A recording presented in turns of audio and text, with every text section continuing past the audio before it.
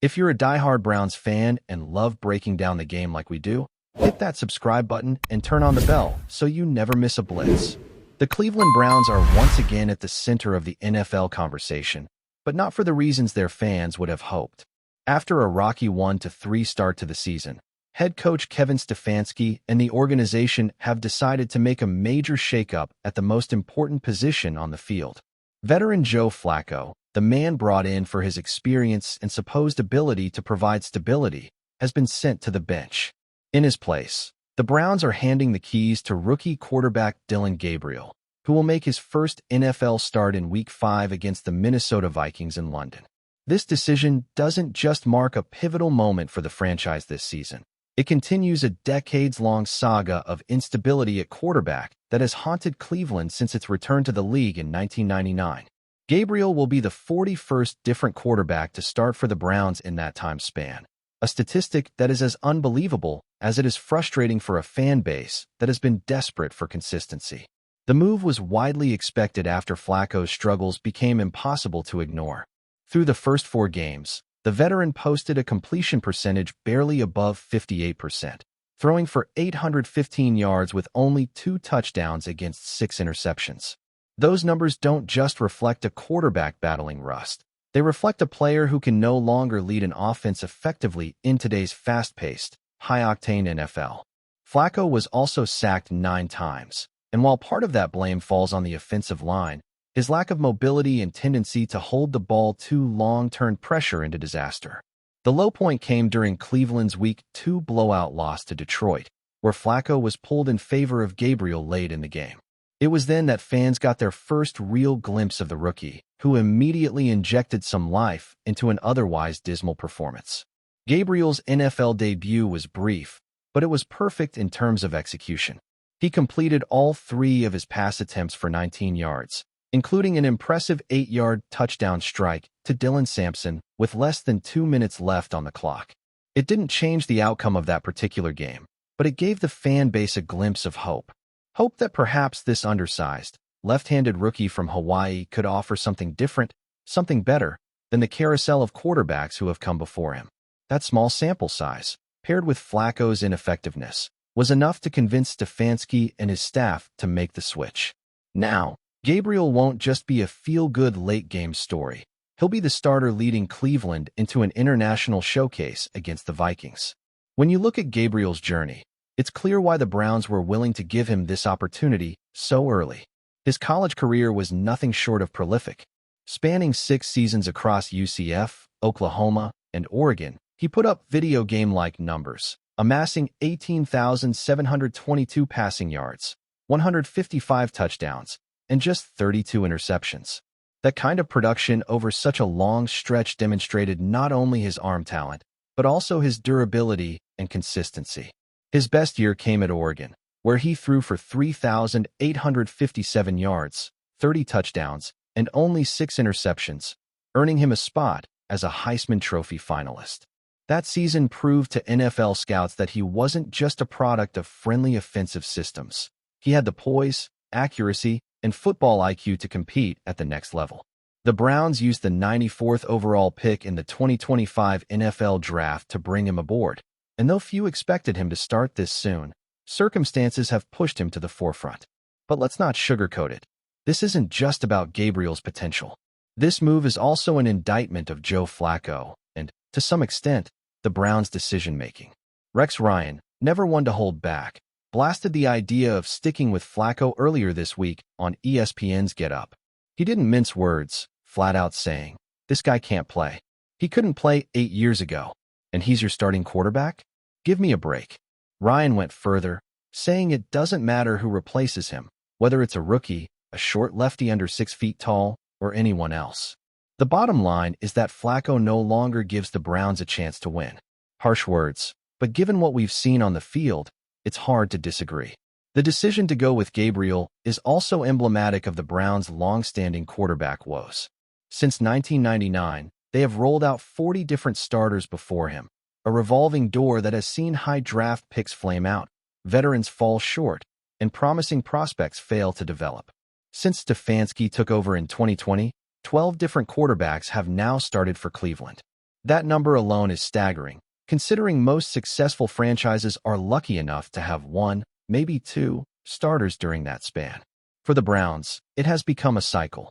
Draft a quarterback, watch him struggle, turn to a veteran, reset, and repeat. Gabriel is simply the latest name added to a long and frustrating list, but fans can't help but wonder, could he finally be the one to break the curse? Of course, Gabriel has his skeptics. At under 6 feet tall, he doesn't fit the traditional NFL quarterback mold. Some wonder if his height will limit his vision and passing lanes against bigger, faster defenders. Others point to his transition from college to the pros, noting that success in wide-open college systems doesn't always translate to success in the NFL, where defenses disguise coverages and close windows at lightning speed.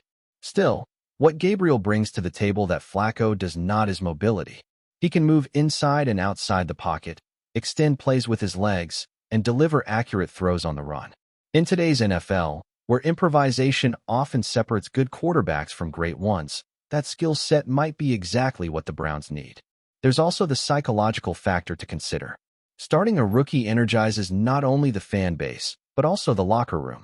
Veterans who have been grinding all season want to feel like their effort isn't being wasted, and seeing a young player step in with confidence can provide a spark.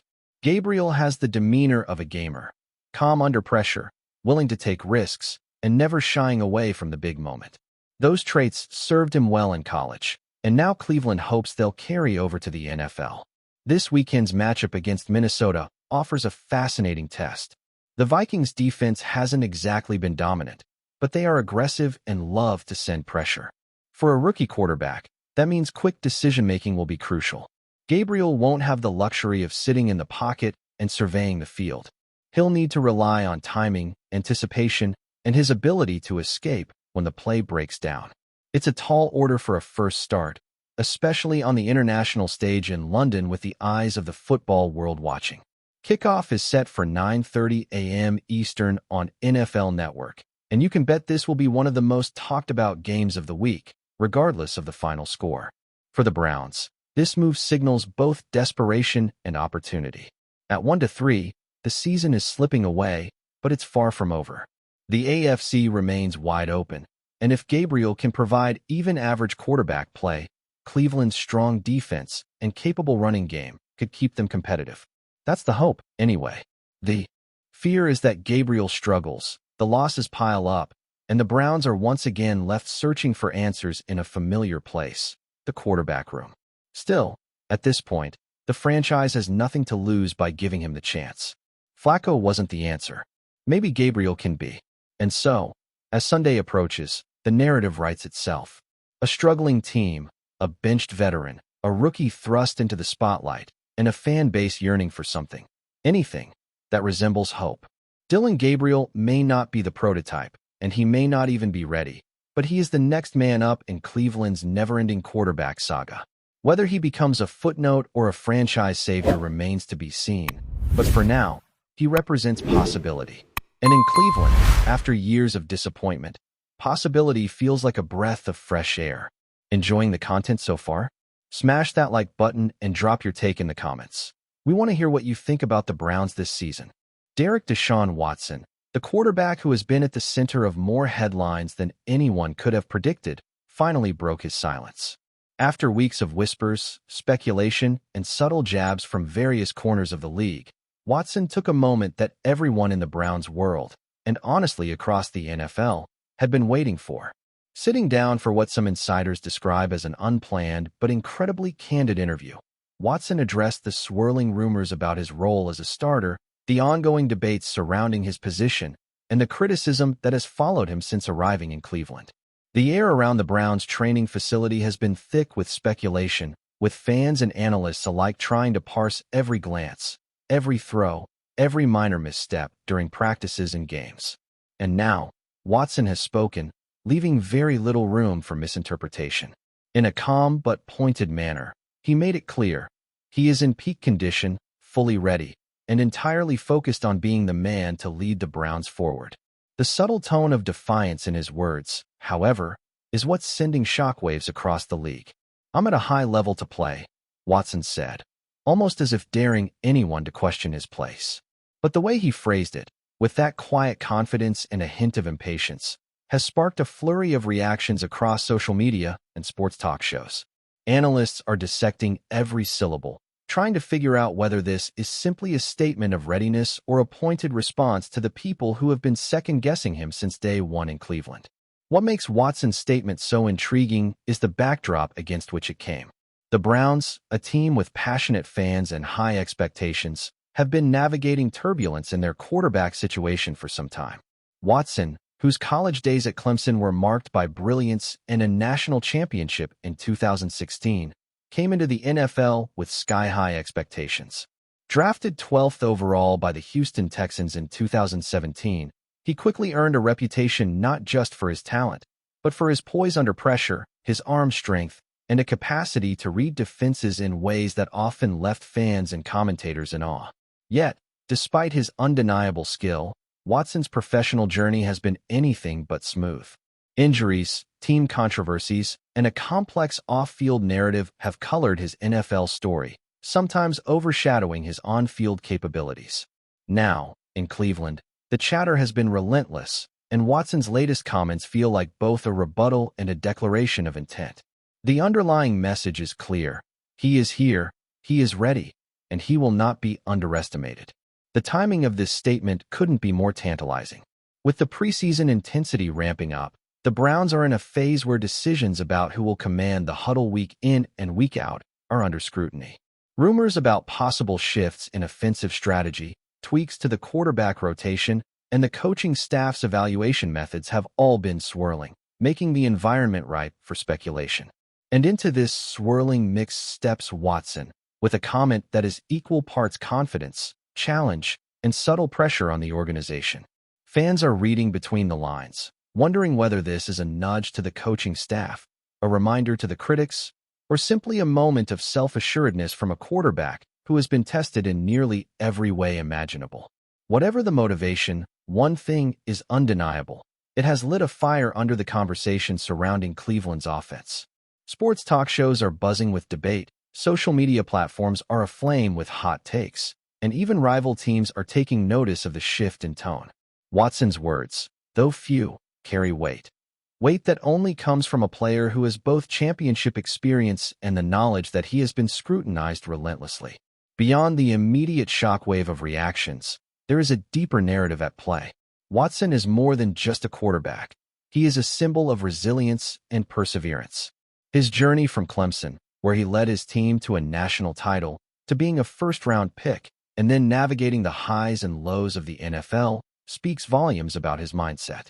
The Browns, in acquiring him, were betting not just on his talent, but on his capacity to rebound from adversity, to inspire a locker room, and to be the difference-maker that a franchise hungry for consistent success has long sought.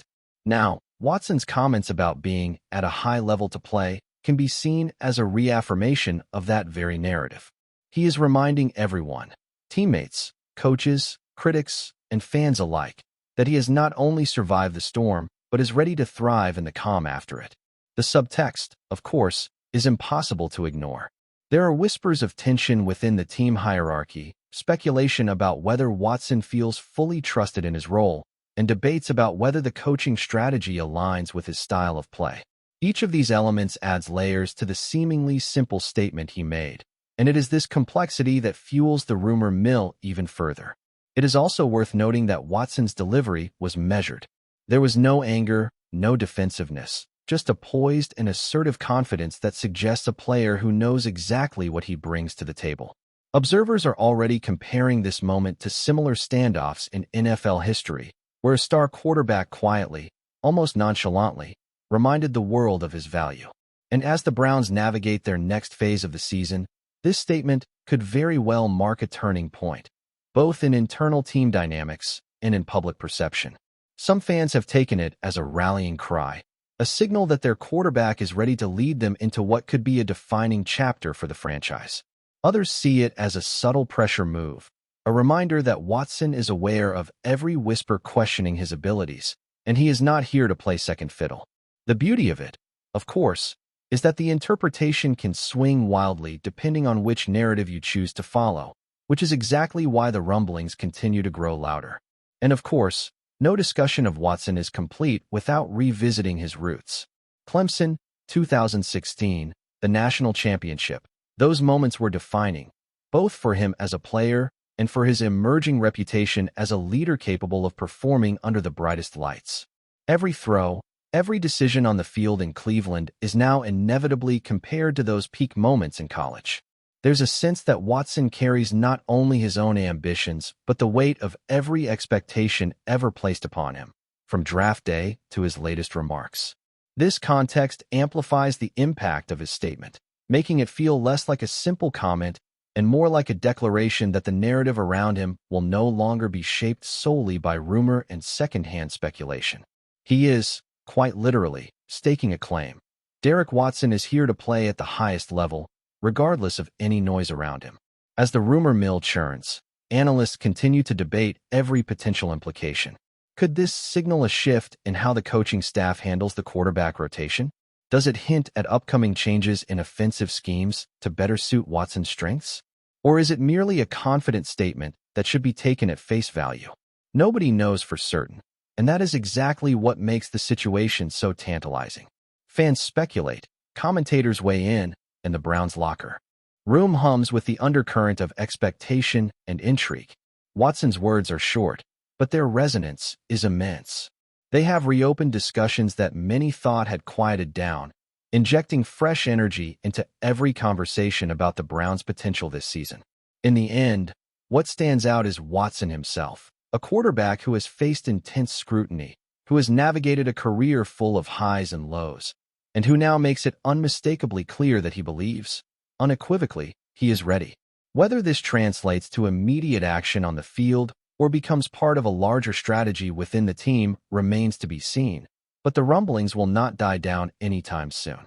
Every reporter, analyst, and fan is waiting for the next chapter, the next throw, the next play that will prove once and for all whether Watson's confidence is justified or merely a statement of intention. And somehow, given the way he delivered it, it feels like it's only a matter of time before his actions on the field do exactly what his words have done off it: capture attention, ignite debate, and reaffirm Derek Watson as one of the most compelling figures in the NFL today. Thanks for riding with us on another Browns Blitz. If you liked the video, share it with a fellow fan, hit subscribe, and ring that bell so you're always part of the Dawg Pound conversation. Go Browns!